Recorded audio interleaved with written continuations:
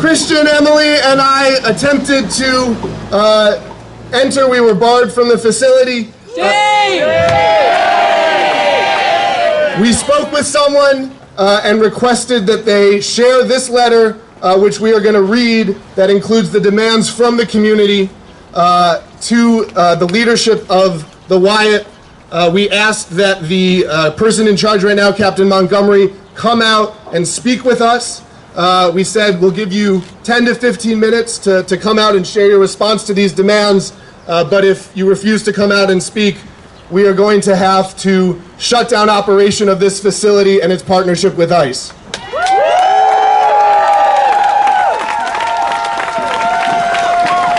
Here's the content of the letter delivered to the person at the door who will be giving it to the captain, and goes like this. To Daniel Martin, Warden of the Donald W. Wyatt Detention Facility, we are writing to you on behalf of Jews, immigrants, and allies in Rhode Island who have come together to say that never again is now. We know that what the U.S. government is doing at the border and in immigrant communities all over the country, including in Rhode Island, is nothing short of mass atrocity.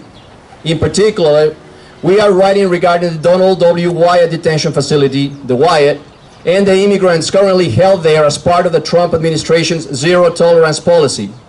Since the beginning of 2019, when an intergovernmental service agreement was signed between Immigration and Customs Enforcement and the Wyatt, very little has been communicated to the public about the conditions within the Wyatt. Shame! Shame! It is unclear what services immigrants are able to receive and with what frequency.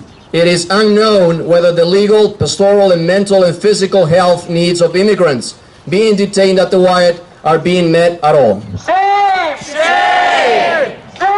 Shame! Shame! Shame! Therefore, we are calling for increased transparency on the part of the Wyatt, ICE, and the Special Master, along with increased access to services for immigrants being held at the Wyatt. We demand that you, in your role as Warden of the Wyatt, take action to increase communication with the public about conditions within the Wyatt and work to ensure that the needs of all detainees are being met. These measures of transparency include, but are not limited to, allow community organizations to support people being detained and the families of people being held in detention.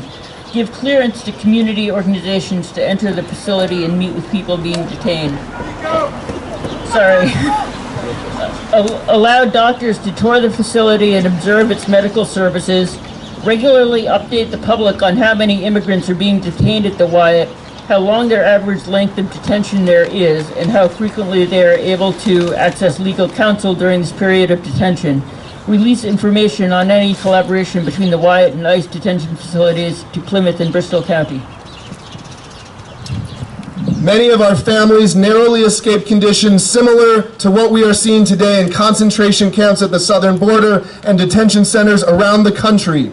We are here now to do whatever it takes to ensure that the acts of inhumanity that many of our ancestors experienced, such as the Nazi Holocaust, genocide of indigenous peoples in the Americas, Japanese internment, and brutal dictatorships, do not happen again.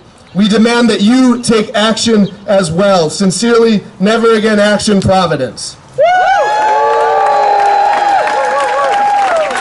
So they have 10 minutes to come out and give their response to these demands. We'll see what happens.